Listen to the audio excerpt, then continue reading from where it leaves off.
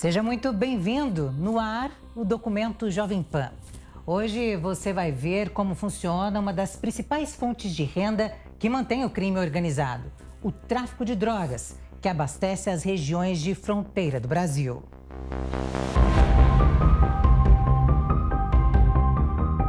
Disputas sangrentas por territórios e uma logística estrategicamente pensada para entrar com drogas, armas, cigarros, defensivos agrícolas e outros conteúdos de maneira ilegal no nosso país.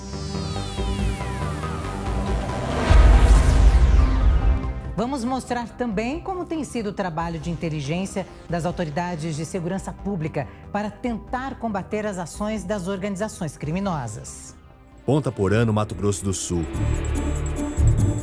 Uma rua divide a cidade brasileira de Pedro Juan Cabaleiro, no Paraguai.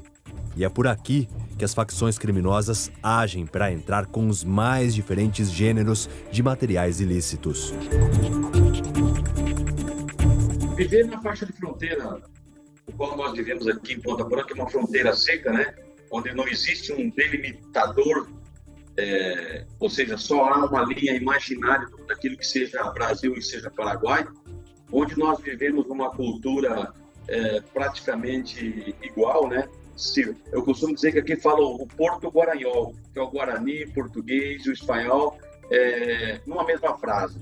Logicamente que isso é uma cidade de oportunidades, é uma fronteira de oportunidades, de negócios, mas também uma fronteira que tem uma questão polêmica, questão a que nós atuamos, que é a questão da segurança pública. E justamente por ser uma rota estratégica para a inserção dos ilícitos no Brasil, a fronteira é motivo constante de confrontos violentos envolvendo as facções, principalmente por causa do controle do tráfico de drogas. A fronteira sempre houve as guerras, né? As guerras que são do submundo. O que acontece no submundo é algo deles e que muitas vezes acaba atingindo a sociedade. Se você pegar o histórico aqui da década de 80, 90, até os dias atuais, os chamados grandes chefes das facções, ou seja, aquele que detém o controle do poder do tráfico, enfim, ele vai passando de mão em mão. Hoje essa geração já ultrapassou, já passou. Hoje a geração desses jovens que muitas vezes se intitulam e são chamados de rei da fronteira, né? Ou chefe da fronteira, que é algo cultural que existe no submundo. E a concorrência para liderar a fronteira nesse submundo é grande. As movimentações para recrutar pessoas para o crime muitas vezes começam entre parentes. Se você for falar em uma facção, realmente você não pode falar isso, porque existe aqui são mais de 70 facções que existem no país hoje, né? E fora dele. No Paraguai costumam chamar de clã. Eles têm a chamada clã, que são as organizações familiares. Então, hoje, eles se organizam não somente por facção, eles se organizam realmente por grupo de interesse comum, pela prática do crime, né? E em busca dessa liderança para fazer o controle daquilo que é feito do ilícito aqui na fronteira.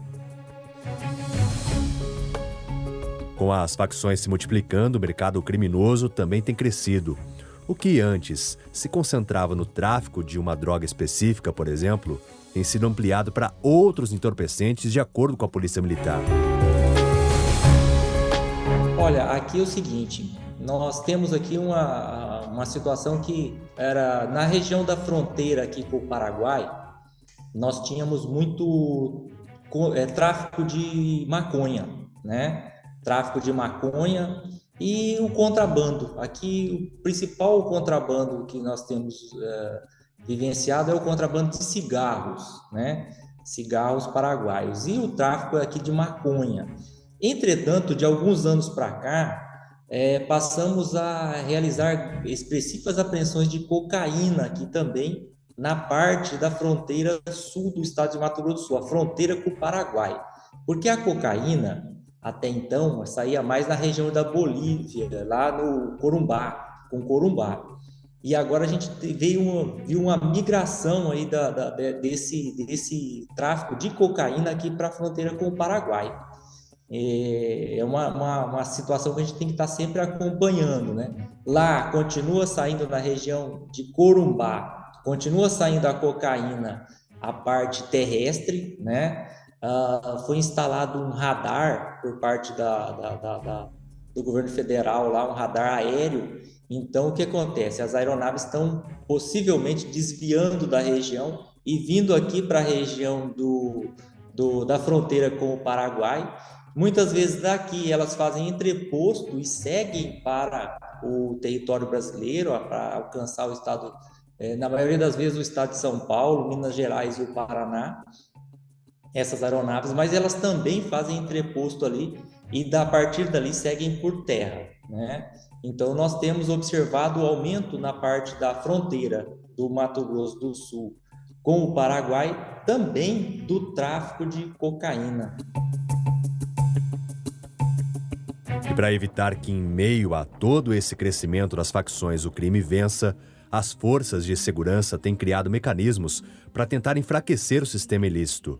Mas é um trabalho difícil e burocrático.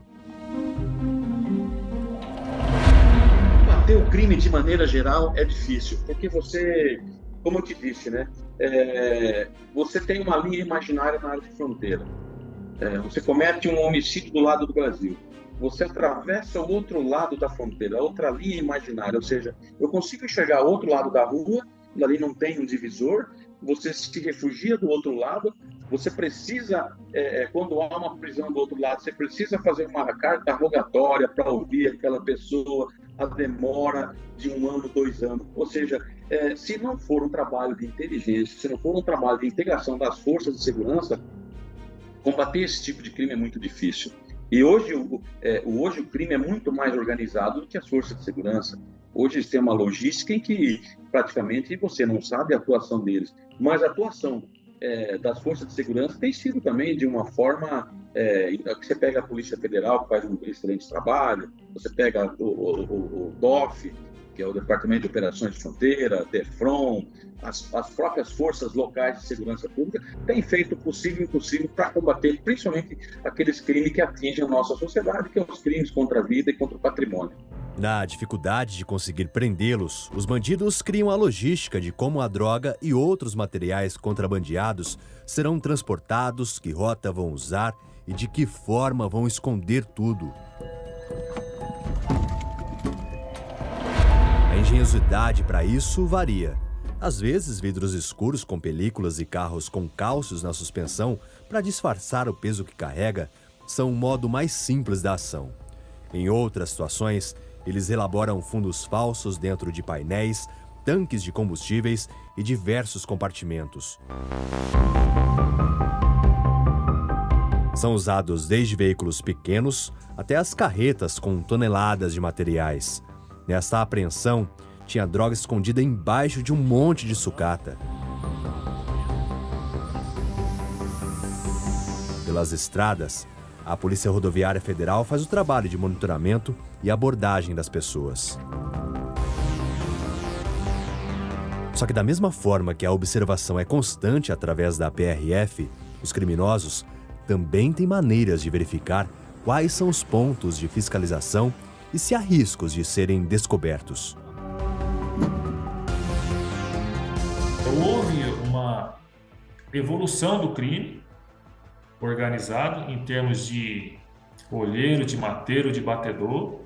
Então, nós temos que nos antecipar justamente a esse tipo de ação, como através de troca de informações com os outros órgãos de segurança pública, fazendo um trabalho em conjunto para que a gente tenha êxito. E aquilo que eu volto a afirmar, né? Ou seja, um impulso maior na área de inteligência policial.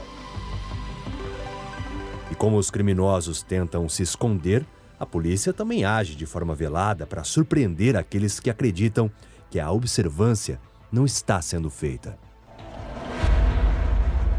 Porque hoje em dia, se você coloca uma viatura ostensiva para você tentar fazer uma apreensão, uma prisão, dificilmente você vai ter êxito.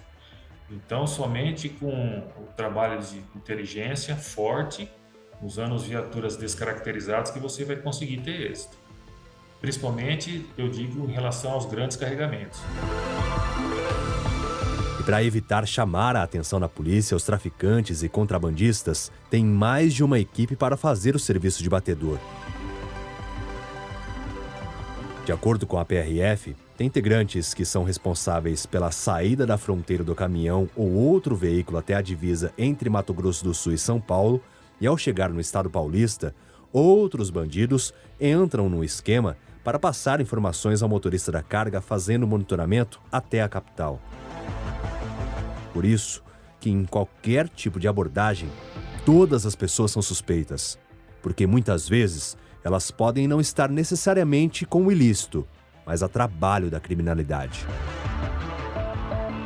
Um dos fatores mais importantes é a técnica de entrevista, né?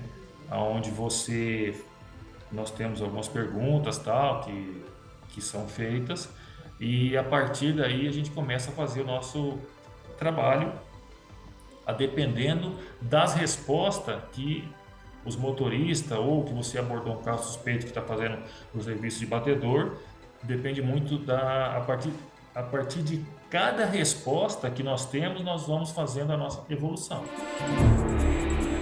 Para evitar a abordagem, as quadrilhas usam diferentes artifícios para o tráfico de drogas, contrabando e descaminho. A parte contrabando e descaminho, geralmente o carro-chefe é a questão do cigarro. O cigarro, não tem como esconder o cigarro. Você vai pedir para o camarada tirar a lona do caminhão vai estar lá, porque geralmente o cigarro compensa quando ele é transportado a carreta cheia. Então, nessa situação, infelizmente, nós temos a participação de agentes públicos. Então, isso faz com que a gente redobre o nosso trabalho na área de inteligência para justamente chegarmos a fazer a apreensão. No caso do entorpecente, você tem vários modos operandi que a gente tem visto ao longo desses anos, como, por exemplo, caminhões baú frigorífico. Por quê? Porque o caminhão baú frigorífico, como é uma carga perecível, você geralmente não consegue abrir o baú, né, aos céus, né, aberto ali. Você tem que pegar esse caminhão, levar para um local apropriado para que você abra a porta e constate se tem lícito ou não ao meio da carga. O outro tipo, no caso, é aquela carreta que está transportando soja, milhos, grãos. Geralmente eles carregam essa carga lista, tá? E ato contínuo, essa carga é descarregada, geralmente dentro do Paraguai, colocado o entorpecente, recolocado a carga lista por cima, tá? Para tentar ocultar o entorpecente. E aí, um outro tipo que eles usam muito é a questão do fundo falso, horizontal em toda a extensão ali da carroceria do caminhão, no tanque de combustível, enfim, é muita coisa, né? Nos pneus. Então são N casos. O Departamento de Repressão à Corrupção e ao Crime Organizado, DRACO, da Polícia Civil do Mato Grosso do Sul, também trabalha para conseguir combater as ações do crime organizado nas regiões de fronteira. É um desafio diário, exige das forças de segurança e principalmente de polícia judiciária, como é o meu caso, sempre estratégias para avanço, né? Já que cada dia é um dia, cada ocorrência é uma ocorrência, e nós temos que lidar sempre com dinamismo para poder fazer esse enfrentamento. E nós temos muito forte na atuação do DRACO aqui na Polícia Civil, que não basta só a responsabilização, a apreensão do entorpecente, mas também a desarticulação dessas organizações criminosas, desses faccionados, promovendo a sua descaracterização. Então é importante não só a responsabilização, a penalização, mas também a construção de bens, né? O sequestro de bens, tudo aquilo que é obtido por meio ilícito e por meio criminoso. Nós também estamos atuando nessa frente para que possa, nessas duas vertentes, neutralizar e sufocar a atuação do crime organizado no Mato Grosso do Sul. Mas os criminosos têm inovado as técnicas de atuação. Aqui, em específico, no Mato Grosso do Sul, nós temos um ambiente peculiar para isso, né? Nós temos fronteiras secas que facilitam esse desenvolvimento das organizações criminosas nesse tipo de delito, com relação à sua estratégia, né, criminosa. Sempre eles optam por engenharias que buscam diversas possibilidades para que possam conseguir a efetividade no crime que praticam. Então, buscam, claro, as fronteiras secas, buscam desarticular, nem sempre a gente verifica o carregamento, a atuação de pessoas específicas, eles desmembram isso para vários integrantes das organizações criminosas, para que possam fazer tanto contrabando quanto tráfico de entorpecentes. Por terra, água ou ar, o Serviço de Inteligência do DRACO analisa os números de apreensões realizadas em diferentes pontos, identificando quais são as áreas que necessitam de maior atenção. Nós buscamos dados de várias vertentes, e aí a atuação desses dados de inteligência, trazendo ao conhecimento de atuações anteriores, nos preparam para o enfrentamento de novas ocorrências que acabam surgindo. É interessante quando fala da parte fluvial, nós temos aqui atualmente uma observação bastante sensível na nossa região pantaneira. Nós já verificamos que, até para fugir da atuação das forças de segurança, as organizações criminosas elas passaram a dividir, né, o caminho da atuação dessa engenharia criminosa. Por esse motivo, depois que os integrantes dessas facções são identificados, as operações da Polícia Civil no Mato Grosso do Sul são fundamentais para conseguir prender os bandidos e, principalmente, enfraquecer o sistema criminoso. A fronteira é um desafio diário, mas superado e com inteligência, com olhos para a repressão qualificada, nós vencemos dia a dia. E é só verificar os números que nós temos, que hoje uma realidade que lá atrás se apresentava não é mais, e as forças de segurança pública têm conseguido fazer esse enfrentamento, essa repressão qualificada, o que vem trazendo destaque, e aquilo que era atrativo não é mais aqui pela força da atuação da segurança pública do Mato Grosso do Sul. Com técnicas especializadas, qualificadas, é um desafio diário, aqui há 2 anos, quase 3 aqui, nós nos propomos a fazer. Nós temos várias operações que foram exitosas aqui, mas sempre trazendo elementos surpresa, sempre trazendo um grupo policial qualificado para isso, com olhares não só a neutralizar uma ação específica ali, como uma atuação em flagrante, mas o aprofundamento das investigações em torno da complexidade que ela se apresenta. Em setembro de 2022, o Ministério da Justiça e Segurança Pública realizou uma grande operação chamada de Horus. Na época, quase 72 toneladas de drogas e produtos de contrabando foram apreendidos. Desde abril de 2019, quando teve início essa operação, a polícia já apreendeu 1.067 toneladas de drogas e contrabando. O prejuízo total estimado aos criminosos chega à casa de 6 bilhões e 700 milhões de reais. A Operação Horus contou com mais de 800 profissionais de segurança pública, estaduais e federais, participando das ações abrangendo 14 estados. O estado em que foi feita a maior quantidade de apreensões foi Mato Grosso do Sul, com quase 37 toneladas, seguido do Paraná com mais de 22 toneladas.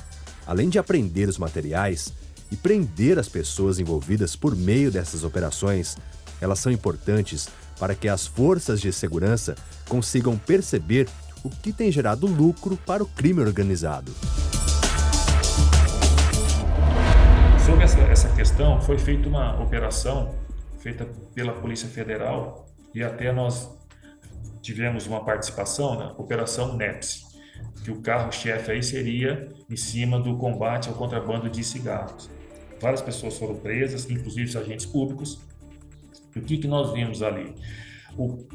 A própria facção, quando ela enxerga algo que dá um retorno financeiro, ela se sente atraída, né? Então, ou seja, nós vimos que as facções já estavam usando realmente esse tipo de modus operandi e atuando também no contrabando, que até então não era atrativo, né? Mas depois que nós vimos com várias informações, até da qual as pessoas foram presas, etc. e tal, que hoje uma carreta com o contrabando de cigarro que sai daqui do Paraguai e chega em São Paulo lucra R$600 mil por carreta. Isso acaba chamando a atenção justamente dessas facções. A Polícia Civil do Paraná, além da Polícia Federal e a Receita, neste mês de maio, também realizou operação prendendo 28 integrantes de uma organização criminosa. Além das prisões, 36 veículos, armas, joias, mais de R$2 milhões em espécie, 126 mil em dólares e 210 quilos de cocaína foram apreendidos. A ação foi realizada simultaneamente nos estados do Paraná, Santa Catarina, São Paulo, Mato Grosso do Sul, Mato Grosso, Rio de Janeiro, Goiás e Espírito Santo. Também foram decretadas medidas patrimoniais de sequestro de imóveis, bloqueio de bens e valores existentes nas contas bancárias e aplicações financeiras dos investigados, que totalizam um valor estimado em mais de R$1 bilhão.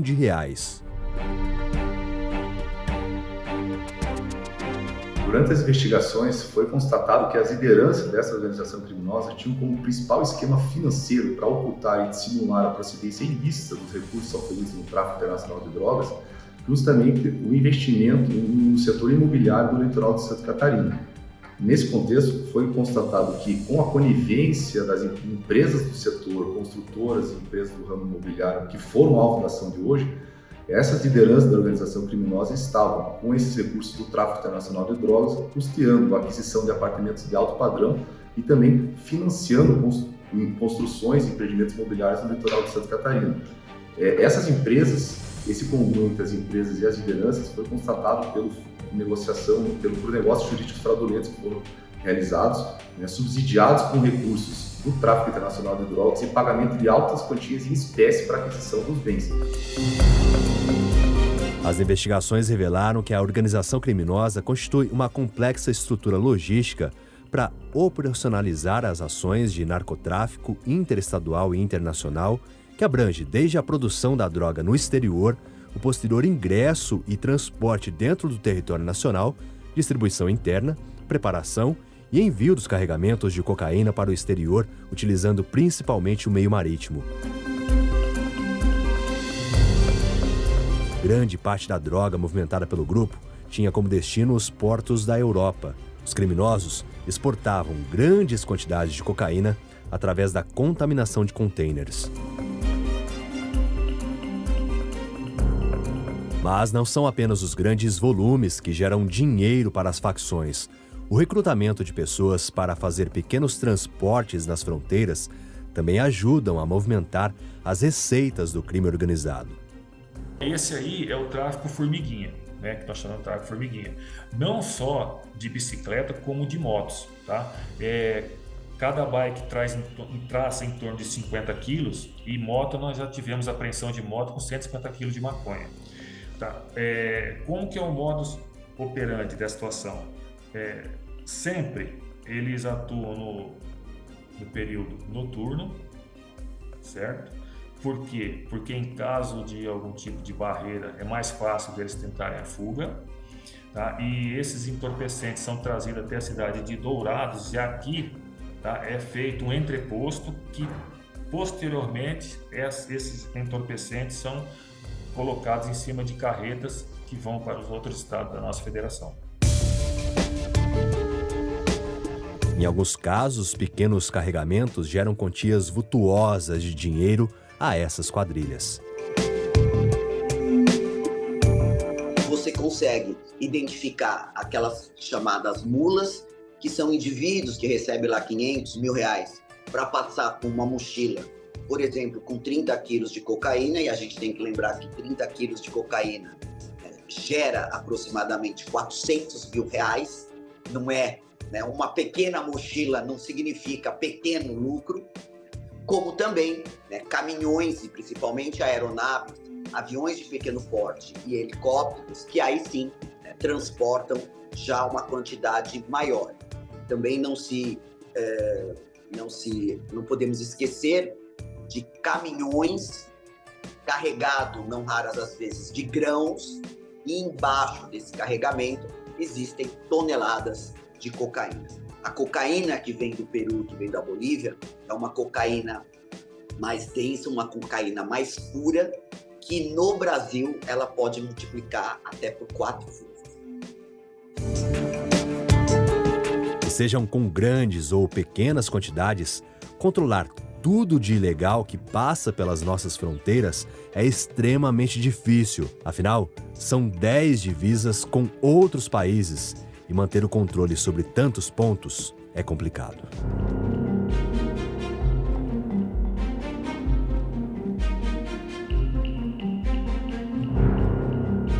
O Brasil perdeu o controle, se é que um dia teve, das fronteiras.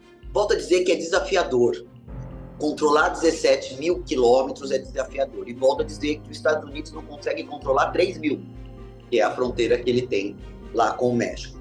Mas alguma coisa deve ser feita. Hoje, o que se usa é tecnologia. Você tem uma polícia, né?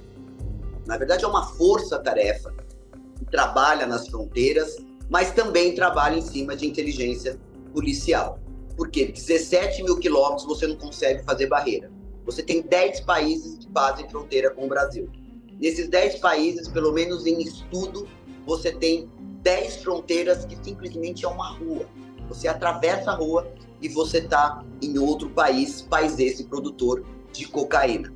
Então, isso importa, né, em muita tecnologia. Você tem que usar satélite, você tem que usar drone, porque só usar o homem, a pessoa física, é praticamente impossível.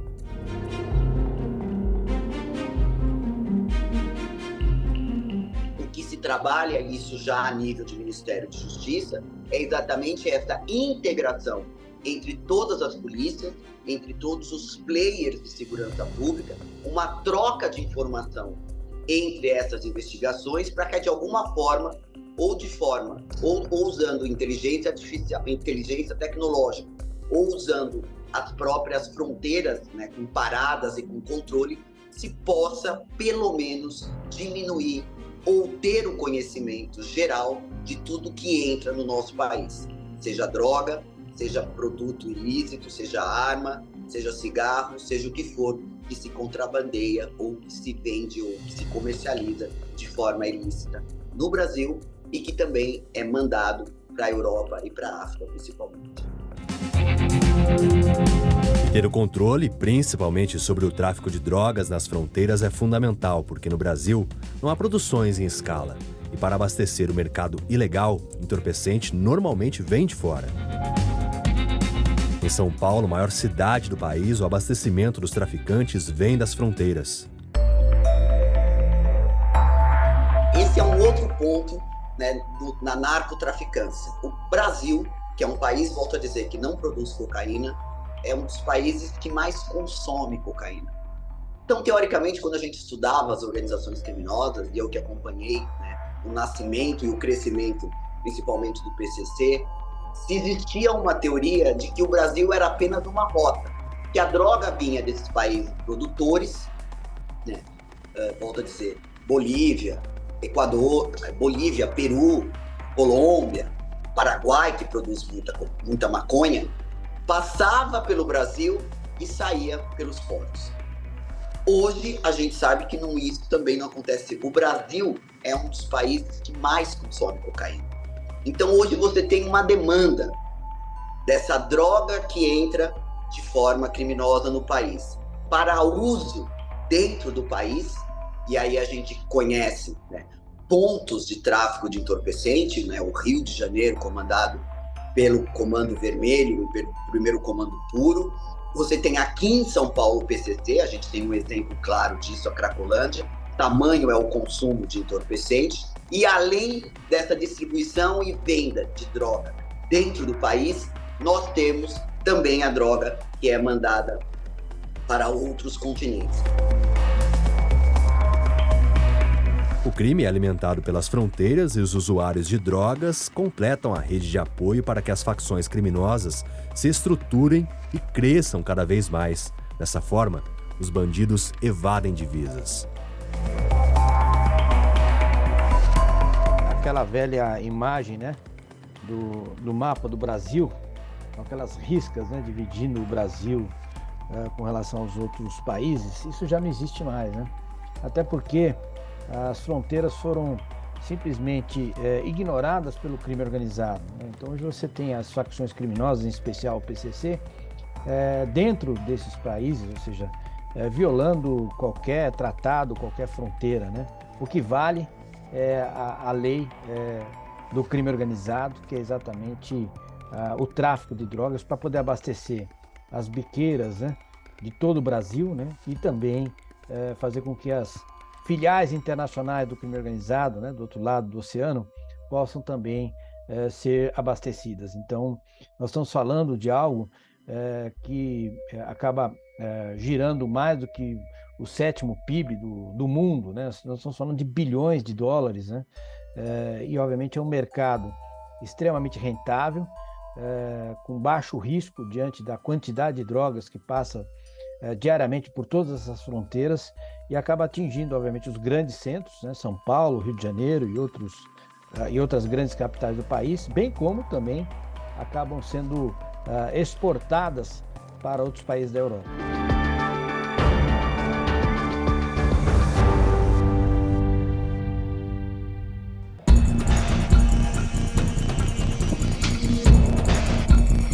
Amazônia.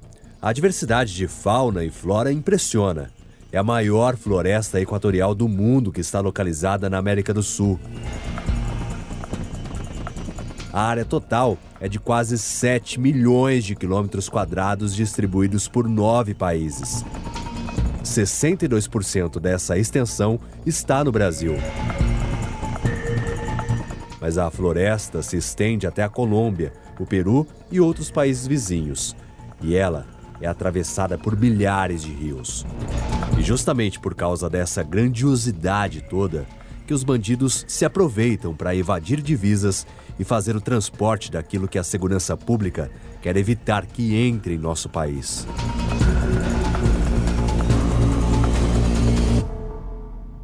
Bom, aqui no estado do Pará, né, nessa parte da Amazônia, a gente tem uma relação modal muito complexa com relação ao tráfico de drogas. A gente tem aqui a rota do Rio Solimões, que vem lá da Colômbia, Bolívia, ali por Letícia, Tabatinga. Nós temos também a rota aeroviária, que vem dos aviões pequenos, e aí vem também da Bolívia, Paraguai, eles passam ali por Novo Progresso, principalmente.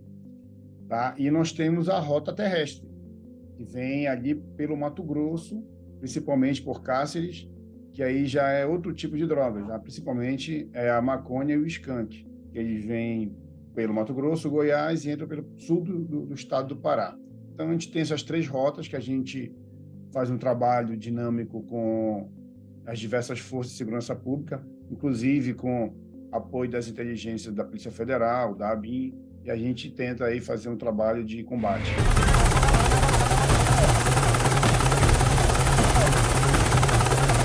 A imensidão e tranquilidade da floresta é quebrada pelo barulho dos motores dos barcos e aviões de pequeno porte que transportam contrabando e drogas. No caso das aeronaves, elas fazem voos baixos para não entrarem nos radares. A gente tem uma área de cobertura quase, fica até um pouco assim repetitivo, mas é meio continental, porque a gente tem, aí, como eu falei, 3 formas dos traficantes agirem.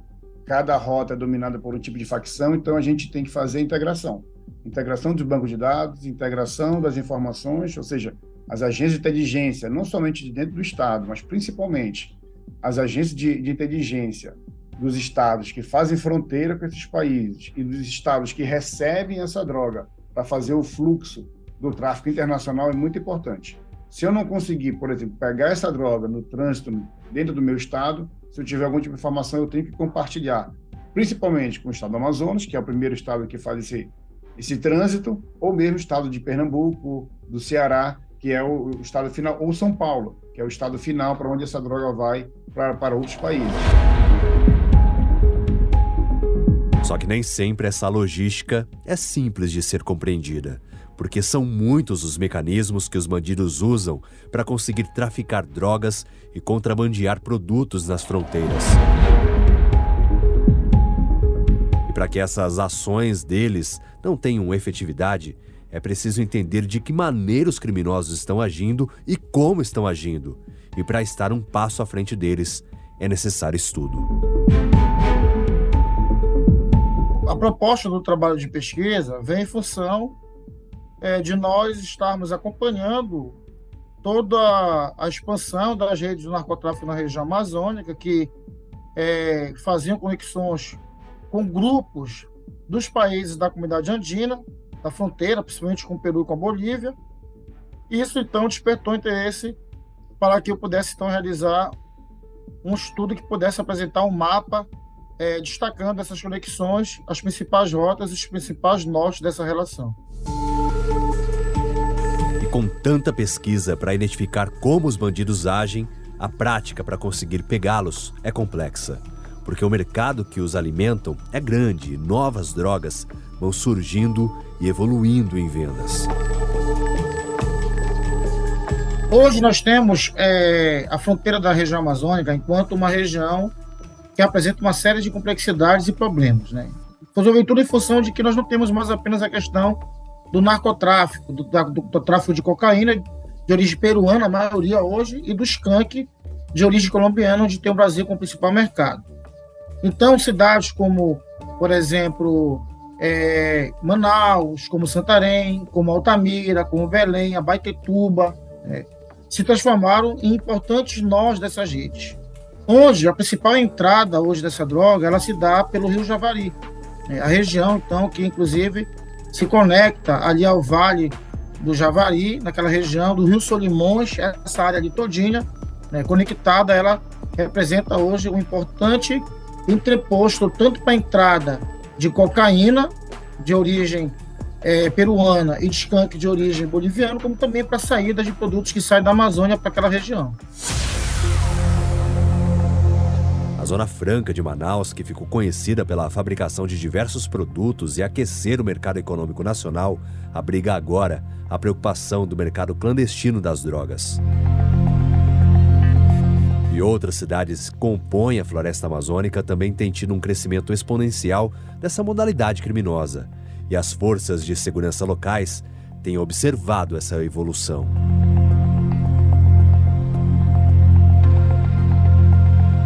Porque a nossa preocupação também é o tráfico doméstico, ou o microtráfico, porque é ele que causa mais problemas de segurança pública e a saúde, porque é o que está mais próximo da população. E aí a gente começa a trabalhar com a polícia de aproximação, começa a trabalhar a parte de educação, mas principalmente trabalhar com o policial de rua, com o policial da delegacia, para que ele possa, porque ele está muito mais próximo da comunidade, porque ele possa pegar a informação, fazer um trabalho de análise, que a gente possa realizar uma prisão qualificada, que aquela pessoa, não somente ela seja presa, mas ela possa permanecer presa.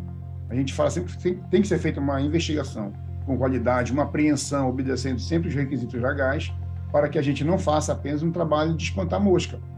É aquela prisão que até na audiência de custódia, a pessoa acusada acaba sendo colocada em liberdade, em razão de não observância de alguns requisitos legais. O serviço de investigação das polícias locais se torna fundamental também para que os bandidos que agem no tráfico das divisas sejam identificados e presos. Essas pequenas investigações do tráfico doméstico acabam subsidiando, acabam materializando a investigação maior, porque eu posso assim pegar o fio inicial de uma investigação ou materializar o vínculo do tráfico internacional com o tráfico doméstico. E essas pequenas investigações podem levar aos grandes predadores da floresta na criminalidade. Até porque, se eles ultrapassam divisas de países, o foco pode estar nas selvas de pedras alimentadas justamente por esses traficantes. São nas grandes capitais do país que a droga chega, e normalmente também onde o dinheiro ganho pelo crime organizado é gasto.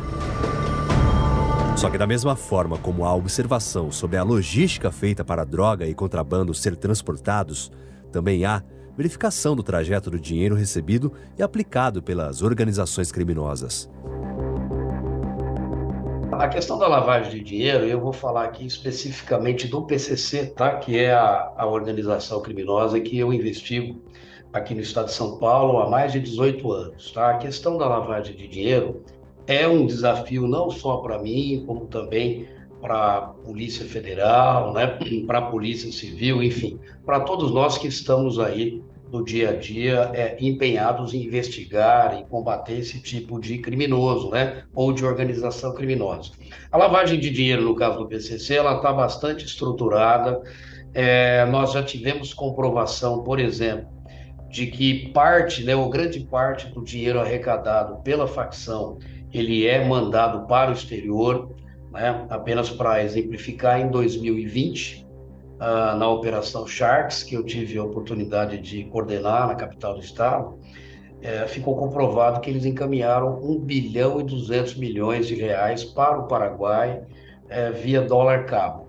Então, essa é uma das possibilidades, quer dizer, é o envio do dinheiro para outros países aqui da América do Sul, depois esse dinheiro acaba retornando. Nós temos informações de aplicação, por exemplo, em construtoras, né, no ramo da construção civil. A gente sabe que esses grupos eles trabalham principalmente com ocultação de bens. Então, eles não são de ostentar fisicamente o dinheiro que é oriundo do tráfico. A gente sempre pega o traficante numa situação de vulnerabilidade, aquele traficante que mora na periferia, que tem uma casa de madeira, quando, na verdade, o grande traficante nem no estado ele está. Ou ele está, na verdade, em um consórcio, onde uma pessoa jurídica acaba fazendo toda a movimentação financeira para aquela pessoa. Então, ele não aparece. É aquele sócio oculto que não aparece. Então, nosso trabalho é identificar esse patrimônio, identificar esse fluxo financeiro e acabar responsabilizando essas pessoas. Da mesma maneira que eles tentam manter a discrição de como é usado o dinheiro, eles tentam esconder a forma de ganhá-lo. Recentemente, lá na base flutuante, nós conseguimos apreender uma quantidade de droga que vinha dentro de um peixe que é daqui da nossa região, que é o pirarucu, né? Tinham cerca de, eram 2 toneladas de droga para 500 quilos de peixe. E eles colocaram a droga entre o peixe salgado, ele tem um odor muito forte, né? Que de certa forma dificulta a identificação pelos cães farejadores, e a gente também identificou outro modo que eles fazem o seguinte: eles fazem um suporte e encaixam, né, soldam embaixo do navio. Então eles colocam a droga em uma espécie de caixas de metal embaixo do navio, que são soldadas e são preparadas. Nós temos dentro da tora de madeira que vai para fora, dentro de containers de minério. Então, são várias formas que eles buscam burlar a investigação e a fiscalização para poder mandar esse entorpecente para fora do país. E para chegar aos peixes grandes dessas organizações, é necessário fazer mudanças daqueles que já estão presos. Só que, mesmo assim, ainda agem com instruções para manter o sistema criminoso funcionando. Grande parte dessa droga, né, que passa aqui pelo Brasil, ou que é distribuída aqui no Brasil, sobretudo no estado de São Paulo, ela é oriunda do primeiro comando da capital, do PCC, né? Parte da liderança do PCC, de fato, está presa, né? O líder Máximo Marcola e outros integrantes da Sintonia Final estão no sistema penitenciário federal. Inclusive, fui eu que pedi a remoção desses líderes, foram removidos em fevereiro de 2019, mas também existe uma grande parte desses integrantes que estão em liberdade, não só aqui no Brasil, no estado de São Paulo, nesses estados Paraná e Mato Grosso do Sul, mas também no Paraguai, na Bolívia, no Peru, na Colômbia, e eles operam com esse tipo de tráfico internacional. Eles facilitam, né, que essa droga seja comprada lá, dos produtores em forma de pasta base, seja beneficiada aqui em São Paulo e seja exportada aí, principalmente com apoio aí, ou com consórcio de máfias europeias, como a 'Ndrangheta italiana, por exemplo. Nesta semana, o Grupo Nacional de Combate ao Crime Organizado realizou uma mega operação em 13 estados do país para prender preventivamente 228 pessoas supostamente ligadas às duas principais facções criminosas do Brasil, o PCC e o Comando Vermelho. Entre os presos estava o Chapolin, um dos líderes do PCC.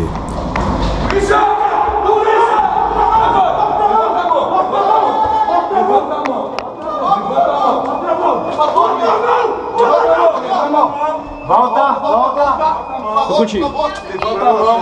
Tá aí. Limpo. Vamos comigo aqui, ó. Passa pra mim. Tá bom. Tá bom, doutor. Tá bom. Por favor, senhor. Por favor, o quê? Nem chegamos, cara. Por favor, o quê? Essas imagens mostram os policiais do Grupo Especial de Reação da Polícia Civil de São Paulo no momento em que conseguiram capturá-lo no apartamento onde ele morava na capital paulista. Chapolin era um dos responsáveis por chefiar o esquema criminoso. Grande quantidade de droga, grande quantidade de armas de grosso calibre. E a nossa expectativa, muita documentação, computadores apreendidos, celulares. A nossa expectativa é que com esse farto material que foi apreendido, outras operações possam ser deflagradas, seja nos estados ou mesmo em nível nacional. E para que essas mega operações consigam ainda mais efeito, é necessário conversar com outros países e promover uma integração. Existe a necessidade do Estado promover um tratado de cooperação interinstitucional que possa envolver não só as forças de segurança do território brasileiro, mas dos países vizinhos que também enfrentam problemas comuns, ao mesmo tempo um pacto federativo que envolva a União, os estados e os municípios nas políticas de segurança pública, não apenas com a questão do enfrentamento direto a esses grupos, mas também como forma de elaborar políticas públicas, garantindo oportunidades, gerando projetos sociais que possam evitar com que esses grupos eles acabem ganhando força na Amazônia e nos seus estados. Mas para ter essa integração é necessária a colaboração dos países vizinhos. E a dificuldade está justamente neste ponto. Eu acredito que o que falta, e eu tenho batido sempre nessa tecla, o que falta é cooperação, é um trabalho integrado, né? Não só entre as forças policiais federais, aí eu falo da Polícia Federal, Polícia Rodoviária Federal, por vezes, inclusive, as Forças Armadas que fazem o patrulhamento das nossas fronteiras, com as polícias estaduais. Eventualmente, essa droga, ela vem, por exemplo, da Bolívia, ela passa pelo Paraguai, ela vai passar por vários estados, às vezes pelo Mato Grosso e Paraná, e vai passar aqui por São Paulo. Então, precisa realmente de um trabalho integrado, né, de inteligência, principalmente, nessa região fronteiriça, e que esse trabalho chegue, né, na ponta, né, chegue até aqui em São Paulo, chegue, por exemplo, no Paraná, no Mato Grosso, e não fique só com as autoridades federais. E para além ainda dessa integração interna entre as forças policiais e o Ministério Público, é necessário também que se faça um trabalho aí diplomático, né, eu penso, com os países aqui da América do Sul. O Brasil precisa liderar um esforço para agirmos em concurso com esses países, né? Nós temos muito pouca cooperação da Bolívia, por exemplo, que passa uma grande quantidade de cocaína aqui para o Brasil. Temos uma cooperação do Paraguai, mas precisa ser mais efetiva, que é o principal responsável pela maconha que é enviado para cá. E precisa se falar também na diminuição da área produzida, né? Por exemplo, da cocaína.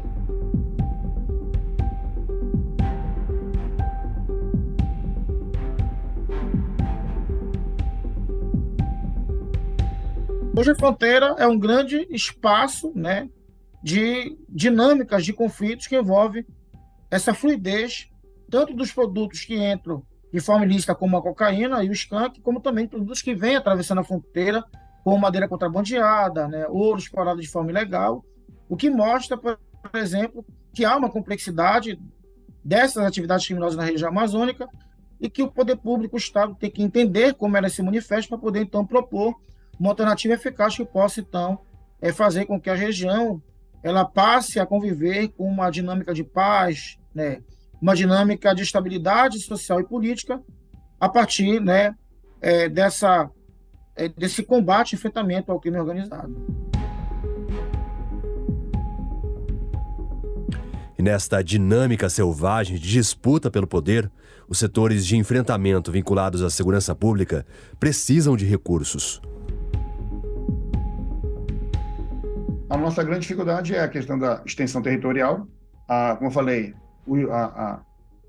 a diversidade modal, ou seja, eles têm 3 formas de passar pelo Pará com a droga, né? As nossas portas são muito amplas e grandes aqui, o nosso efetivo ainda não é um efetivo ideal para que a gente pudesse fazer um trabalho, porque acaba sendo um trabalho de fronteira, porque esse produto, como eu falei antes, ele não é produzido no nosso país, ele passa por vários, pelo menos 3 ou 4 estados, e a gente tem na dificuldade, primeiramente legal, porque a gente precisa de leis que fortaleçam o enfrentamento, apreensão e destinação dos recursos para as forças de segurança pública. A gente precisa de uma celeridade processual com relação às medidas cautelares, às ações e, claro, os investimentos em tecnologia e equipamentos de última geração com relação à locomoção, a helicópteros, RPAs, que são os drones, aos softwares de monitoramento, de rede de monitoramento via satélite. Fato é que o contrabando e tráfico de drogas dificilmente deixarão de existir, mas com todas essas medidas de enfrentamento, ao menos as organizações criminosas tendem a ser enfraquecidas. Combater esse time é um desafio muito grande. É um desafio porque a gente precisa comungar, né, as diversas forças, sejam elas estaduais, municipais e federais, para que a gente possa realizar uma metodologia de trabalho muito clara, muito correta, dentro dos ditames legais e, claro, buscar da melhor forma possível a gente fazer as apreensões mais rápidas, buscar responsabilizar todos os atores envolvidos ali, como eu falei, desde o dono da embarcação, da aeronave ou da fazenda, até mesmo aquele pequeno traficante que trabalha no bairro fazendo aquela venda, né, no varejo.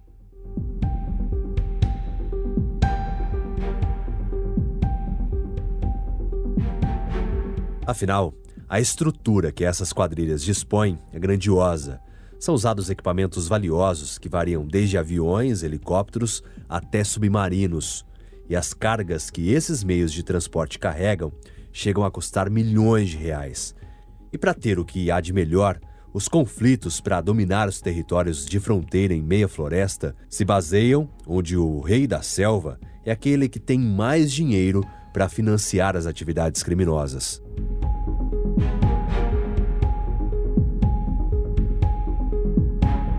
Bom, aqui no estado do Pará a gente tem a disputa entre as facções, né?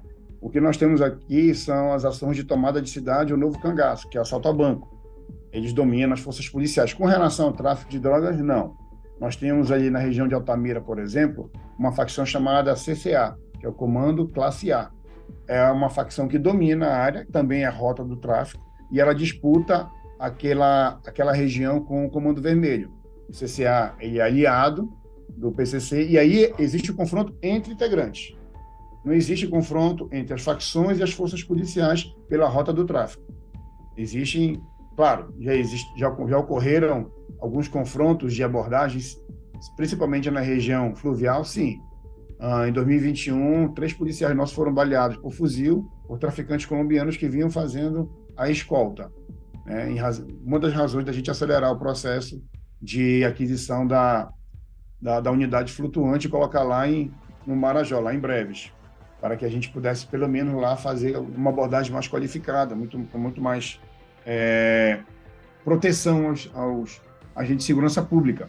Nós temos já algumas viaturas fluviais blindadas, já foram adquiridas, outras estão sendo agora providenciadas, mais 2 unidades flutuantes estão sendo adquiridas.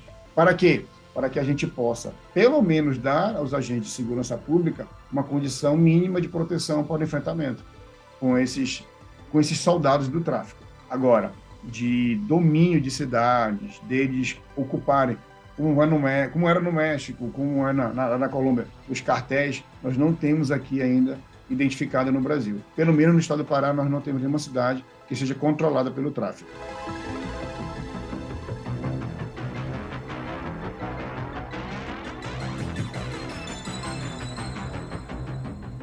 Em função das dinâmicas dos conflitos hoje, a gente fica preocupado e sabe-se que não será um problema resolvido a curto prazo, né?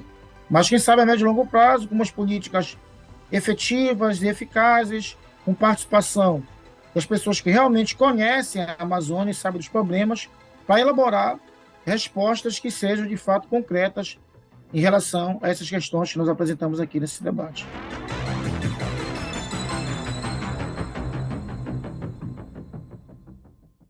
E o Documento Jovem Pan fica por aqui e não esqueça, você pode rever todo o conteúdo no canal do YouTube. Até o nosso próximo encontro.